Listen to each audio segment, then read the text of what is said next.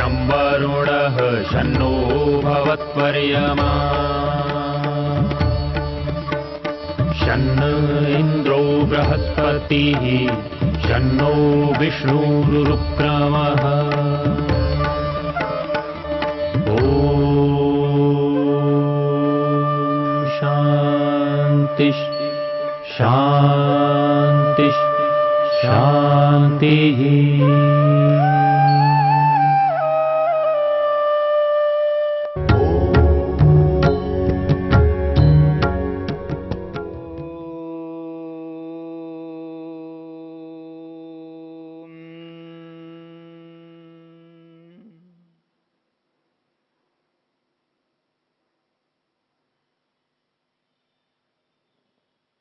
परमेश्वर के स्वरूप को विस्तार से शास्त्रों के माध्यम से जाना जाता है। किसी भी वस्तु के स्वरूप को यथार्थ रूप में विस्तार से जानने का माध्यम है शास्त्र, और विशेषकर उन पदार्थों का जिनका साक्षात हम प्रत्यक्ष नहीं कर पाते हैं। इन इंद्रियों से जिन पदार्थों को हम जान नहीं पाते हैं, ऐसे उन अतीन्द्रिय पदार्थों को, दृष्टिगोचर में न आने वाले पदार्थों को जानने का एकमात्र माध्यम है शास्त्र, जिसको शब्द प्रमाण कहा जाता है। जो हम साक्षात इंद्रियों से देख पाते हैं उनको प्रत्यक्ष प्रमाण कहते हैं, और प्रत्यक्ष के आधार पर जब अनुमान करते हैं हम, जैसे सृष्टि की संरचना को देख करके सृष्टि को बनाने वाले का अनुमान करते हैं, इंद्रियों के माध्यम से जिन जिन पदार्थों को हम प्रत्यक्ष कर रहे हैं उनको तो प्रत्यक्ष से ही उनको यथार्थ रूप में विस्तार से जान लेते हैं, और जिन पदार्थों को हम देख नहीं पा रहे हैं, जो इंद्रिय गोचर नहीं है, इंद्रियों के विषय नहीं हैं, ऐसे पदार्थों को हम कैसे जान सकते हैं? ऐसे पदार्थों को जानने का माध्यम यहां पर एक है अनुमान और एक है शब्द प्रमाण। और अनुमान जो है सामान्य जानकारी कराने वाला है। सृष्टि की संरचना को देख करके सृष्टिकर्ता का सामान्य बोध होता है, और सृष्टिकर्ता का विशेष बोध करना है तो हमें शब्द प्रमाण को अपनाना होगा, यानी शास्त्रों को अपनाना होगा, शास्त्रों को पढ़ना होगा, और शास्त्रों को पढ़ाने वाले अध्यापक है उनके साथ जुड़ना होगा, क्योंकि विशेष ज्ञान अध्यापक ही करा सकता है। विशेष ज्ञान अध्यापक करा सकता है। जब विशेष ज्ञान अध्यापक कराएगा तब उन पदार्थों के विषय में विशेष रूप से हमको बोध हो जाएगा। इसलिए जितने भी ये शास्त्र हैं, वेदानुकूल जितने भी ऋषिकृत ग्रंथ है, ये सब के सब ग्रंथ ईश्वर के यथार्थ स्वरूप को बताने वाले हैं, आत्मा के यथार्थ स्वरूप को बताने वाले हैं, और इस सृष्टि का, इस संसार का किस रूप में उपभोग प्रयोग करना है उसको बताने वाले हैं। और इन शास्त्रों को जब व्यक्ति पढ़ता है तो उसको यथार्थ बोध हो जाता है, इस सृष्टि का उपयोग प्रयोग किस रूप में मेरे को करना है, और प्रयोग करने वाला जो मैं हूं, मैं के रूप में इस शास्त्र के माध्यम से एहसास कर लेते हैं कि शास्त्र आत्मा के स्वरूप किस प्रकार बताते हैं, और मैं उस शास्त्र के अनुरूप क्या अनुभव कर रहा हूं, उसका अनुमान हो जाता है। और इस संपूर्ण सृष्टि को बनाने वाले सृष्टिकर्ता का बोध, उसके अलग अलग गुण, कर्म, स्वभाव सामने आ जाते हैं शास्त्रों के माध्यम से, ग्रंथों के माध्यम से। जब ये सब के सब सामने आ जाते हैं तब व्यक्ति को ये स्पष्ट एहसास होता है ऐसे ईश्वर को प्रत्यक्ष से जानना चाहिए। अभी तक मैंने अनुमान किया है और शब्द प्रमाण के माध्यम से ईश्वर के स्वरूप को जाना है, अभी तक मेरे को प्रत्यक्ष नहीं है, परंतु मैं प्रत्यक्ष से ईश्वर को जानना चाहता हूं। इस सृष्टिकर्ता को, सृष्टि का पालन कर्ता को, अवसर आने पर इस सृष्टि का विनाश करने वाले उस जगदीश्वर को मैंने अनुमान के माध्यम से जाना, शब्द प्रमाण के माध्यम से जाना। अब मैं प्रत्यक्ष से जानना चाहता हूं, उसका दर्शन, साक्षात्कार करना चाहता हूं।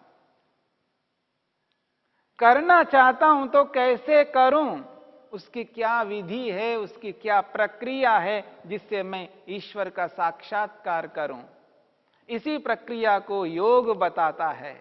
योग है इसी के लिए कि आत्मा का, परमात्मा का, अथवा जो कोई भी अतीन्द्रिय है जिनको हम इंद्रियों से जान नहीं पा रहे हों, चाहे वो जड़ पदार्थ हो, नॉन लिविंग थिंग हो जो दृष्टिगोचर में नहीं आते हैं, और जो चेतन हो, लिविंग थिंग हो, यानी आत्मा हो और जड़ हो, इन दोनों प्रकार के पदार्थों को जो मैं इन इंद्रियों से नहीं देख पा रहा हूं, ऐसे पदार्थों को किस प्रकार से देखूं, यानी किस प्रकार से उनका साक्षात्कार करूं, उनका दर्शन करूं, इसकी प्रक्रिया को योग बताता है। और योग है इसी के लिए। योग का उद्देश्य ही यही है कि वो वस्तु का दर्शन करा सके। अतीन्द्रिय, इंद्रियों से दृष्टिगोचर में न आने वाले जितने भी अतीन्द्रिय पदार्थ हैं, चाहे वो जड़ हो या चेतन हो, उन समस्त पदार्थों का दर्शन, साक्षात्कार कराने का माध्यम बताने वाला योग है। ऐसे योग के माध्यम से हम समझने का प्रयत्न कर रहे हैं ईश्वर का क्या नाम है। तो महर्षि पतंजलि ने योग के माध्यम से स्पष्ट किया है, तस्य वाचकः प्रणवः। उस परमपिता परमेश्वर का नाम, वाचक प्रणव ओम है। अब ऐसे ओम प्रणव को लेकर के हमें क्या करना है, कैसे उस परमेश्वर को दर्शन कर सकूं, उसका साक्षात्कार कर सकूं, इसके लिए महर्षि पतंजलि कहते हैं तज्जपस तदर्थ भावनम। महर्षि पतंजलि कहते हैं तज्जपस तदर्थ भावनम। तज्जपः तदर्थ भावनम।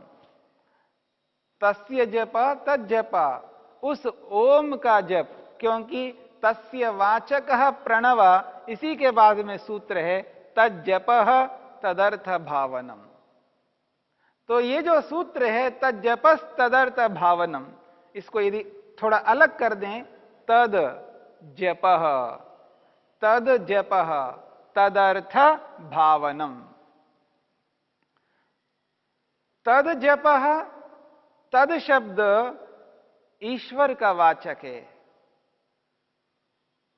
तद शब्द ईश्वर का वाचक है और ये तद शब्द ईश्वर को कहता है और ईश्वर को बताया गया है प्रणवः। तो यहां पर तद है प्रणवः, प्रणवस्य, तस्य प्रणवस्य ईश्वरस्य जपः, उस प्रणव रूपी ईश्वर का जप करना है। और क्या करना है? केवल जप नहीं करना है, तदर्थ भावनम, उस ईश्वर रूपी अर्थ की भावना भी करनी है।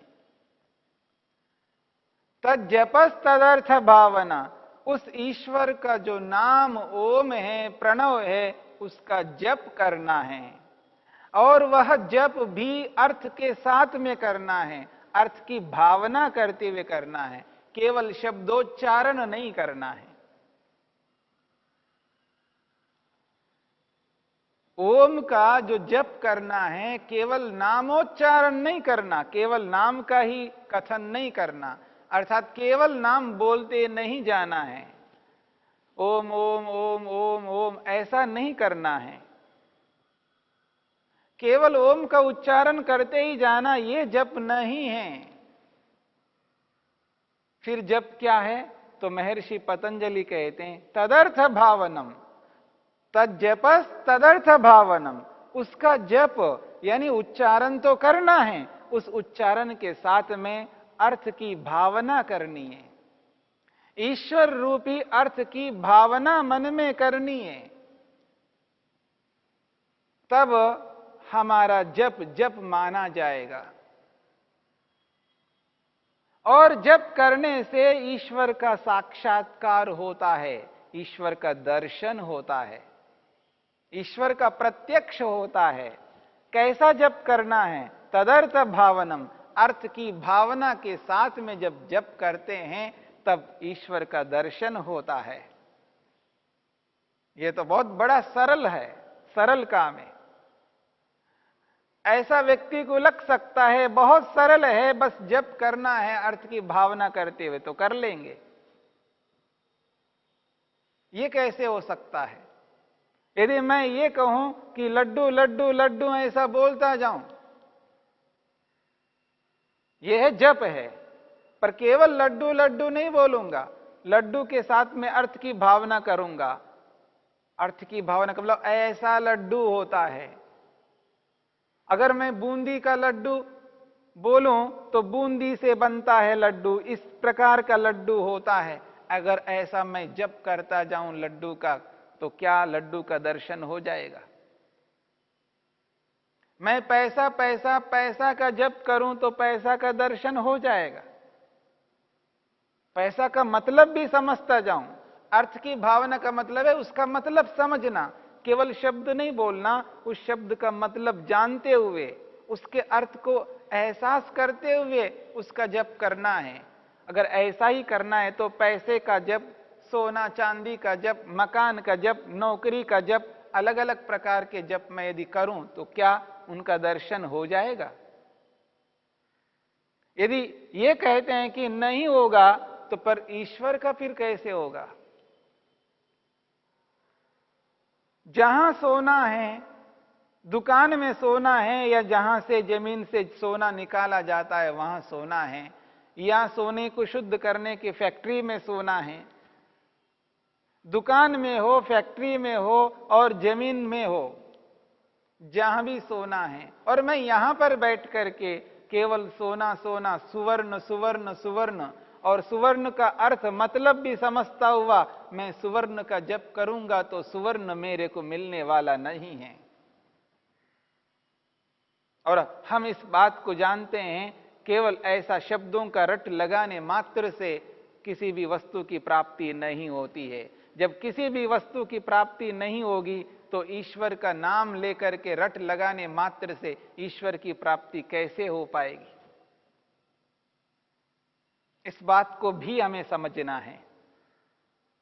यहां महर्षि पतंजलि ने कहा है तज्जपस तदर्थ भावनम, उसका जप करना है और अर्थ की भावना के साथ करना है। ये जो अर्थ की भावना है, इस अर्थ की भावना को जब तक हम ढंग से नहीं समझेंगे तब तक बात समझ में नहीं आने वाली है। ये जो प्रक्रिया है जप करने की प्रक्रिया, और अर्थ की भावना करते हुए जो जप करने की प्रक्रिया है, इस बात को समझना है हमें। ये जो जप है, जिस शब्द का हम उच्चारण करते हैं, ओम शब्द का बार बार उच्चारण करना, पुनः पुनः आवृत्ति करना, उसी शब्द को बार बार बोलना, इसका नाम है जप।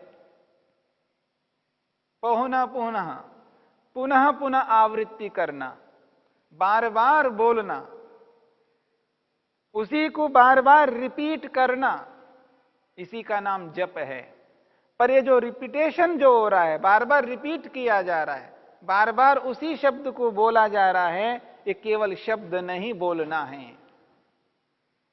शब्द के साथ में उस शब्द का जो मीनिंग है, अर्थ है, उस अर्थ को समझते हुए बोलना है। पर यहां जो अर्थ को समझते हुए जो बोलना है वो किस प्रकार का होता है, इस बात को समझना है। तब जाकर के हमें ये एहसास होगा कि अर्थ की भावना के साथ में जप करते हैं तो ईश्वर का दर्शन प्रत्यक्ष कैसे होता है। पहली बात तो जप को जप के रूप में करना बहुत कठिन है, इस बात को भी हमें समझना होगा। यूं आसानी से जप को जप के रूप में नहीं कर पाएंगे। जप को जप के रूप में करने के लिए बहुत कुछ करना पड़ता है। इन सब बातों को हमें समझना है। केवल शब्दों का उच्चारण नहीं करना है, शब्दों के उच्चारण के साथ अर्थ को समझते हुए करना है। और यहां जो अर्थ है, उसका जो मीनिंग है, उसको जो हम समझते हुए करेंगे, इतने मात्र से भी ईश्वर का दर्शन होने वाला नहीं है, ईश्वर का साक्षात्कार होने वाला नहीं है। क्योंकि ऐसा करना, सुनना बहुत सरल है। यानी जब ऐसा करना होता है, ये जो हम सुन रहे हैं, सुन करके जो समझ में आ रहा है, समझ में तो आसानी से आ रहा है, लेकिन इस क्रिया को करना बहुत कठिन है। क्योंकि जप करते समय मन को जप में ही लगाना है और जप से हटाना नहीं मन को, यानी मन को एकाग्र करना है। और मन एकाग्र यूं नहीं हुआ करता है, मन को एकाग्र करने के लिए बहुत कुछ करना होता है। ये जो बहुत कुछ करना है, इसी में छुपा हुआ है अर्थ की भावना। ये जो अर्थ की भावना है, इस अर्थ की भावना में ही बहुत कुछ छुपा हुआ है। और उस छुपे हुए अर्थ को जब हम समझने लगते हैं, तब हमें एहसास होगा कि जप करने से, अर्थ की भावना के साथ जप करने से ईश्वर का दर्शन कैसे होता है। इस स्थिति को हमें एहसास करना है। और एक बात, ईश्वर में और अन्य पदार्थ में बहुत अंतर है। मेहनत, उद्यम, पुरुषार्थ तो हमें दोनों के लिए करना है। केवल सुवर्ण सुवर्ण जप करने से और उस सुवर्ण शब्द का जो मीनिंग है उसको समझते हुए और सुवर्ण के स्वरूप को जो हमने शास्त्रों के माध्यम से सुना है, उस सब को समझते हुए, उस अर्थ को समझते हुए केवल जप करने मात्र से हमें सुवर्ण नहीं प्राप्त होगा। हमें सुवर्ण तक पहुंचना होगा, सुवर्ण के पास जाना होगा और ऐसा मेहनत करना होगा जिस मेहनत से वह सुवर्ण हमको प्राप्त हो जाए। तब तो सुवर्ण को मन में लाना और सुवर्ण को लक्ष्य बना करके चलना, ये सार्थक हो जाएगा। केवल बैठ करके आंख मीच करके सुवर्ण सुवर्ण, सोना सोना कहने से सोना कभी नहीं मिल सकता है। ठीक इसी प्रकार से बैठ करके आंख मूंद करके ओम ओम ओम करने मात्र से ईश्वर नहीं मिला करता है। यदि कोई कहे हां मैं ओम ओम के साथ में उसके मीनिंग को, अर्थ को भी समझ करके कर रहा हूं, तो भी ईश्वर मिलने वाला नहीं है।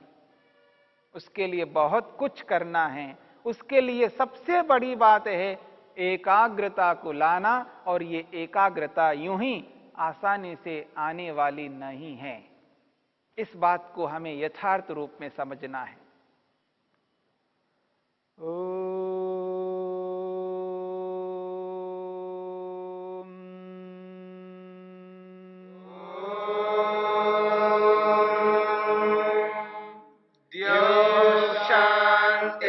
शांतिरंतरिक्षं शांतिर्पृथिवी शांतिरापः शांतिरोषधयः शांतिः वनस्पतयः शांतिर्विश्वे देवा शांतिर्ब्रह्म शांति सर्वं शांति शांतिरेव शांति शाम